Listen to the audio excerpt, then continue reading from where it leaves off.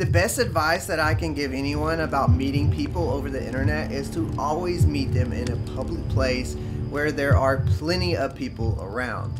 And when you meet them in person, try to get a good read on them before you go to their place or invite them over to your own place, because you never know what might happen if you don't do this. This young woman, and for the story we will call her Tina. Tina was at a dating age back when the internet started becoming a thing. She had a hard time dating before that. She would admit that she would always use these dating lines a lot when she was younger, and even got addicted to one. She spent a lot of money on these lines. Even though she met a lot of these men on these dating lines, none of them ended up working out. And the dating line, if you didn't know, is a on the phone dating line. Instead of using the internet, you're using the phone. The internet came around and things changed a lot for Tina. It became a lot easier and cheaper to meet people, and this seemed to be better than the phone line dating thing that she was doing before. Tina lived in Canada, and where she lived, they would have really cold and snowy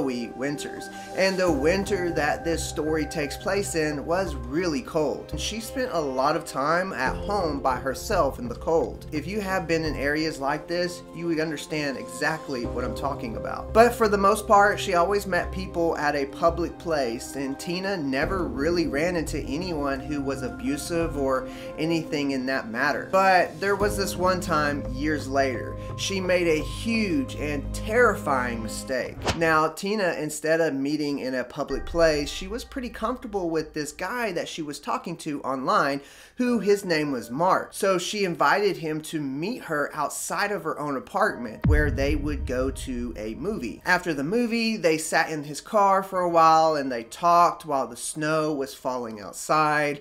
And at that time, Tina said it was a nice visit, and she felt like it was a good connection with this guy because they talked for so long and they were getting along together, and everything just seemed to be going great. A few days later, she gets a message online. It was Mark. He asked her if she wanted to come over to his place. Now, keep in mind, it was winter and the snow was coming down really hard, and Tina was not really wanting to drive in the snow, but Mark ended up convincing her to drive over to his place. Mark had a really nice house. It was really big and really old, but it looked to be in really good condition. It appeared to Tina that Mark likely had a lot of money. Mark's house was just outside of town and was down one of those long roads with no other houses around. Kind of that creepy vibe, if you get what I'm saying. Alright, moving on. Anyway, so Tina parked in his driveway and walked up to his house, and she knocked on the door. He answered, and Mark was really happy to see her. He invited her in and immediately offered her a drink, which she accepted. Now, Tina was very cautious about things, and not knowing Mark long and meeting him for just the second time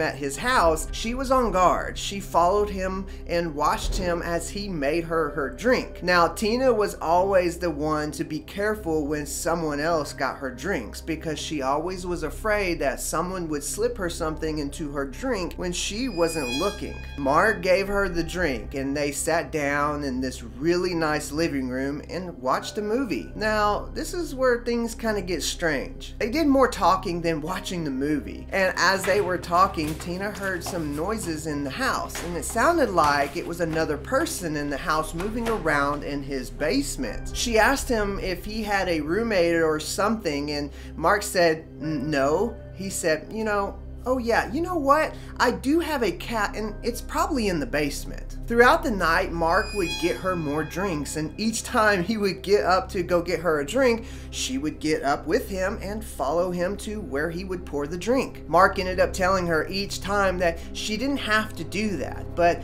Tina quickly said that she didn't want to have any breaks between their conversations. But really, like before, she just didn't like the idea of someone else making her drinks when she couldn't watch them do it. Each time they would go back to the living room, she kept hearing more noises and movements in that basement.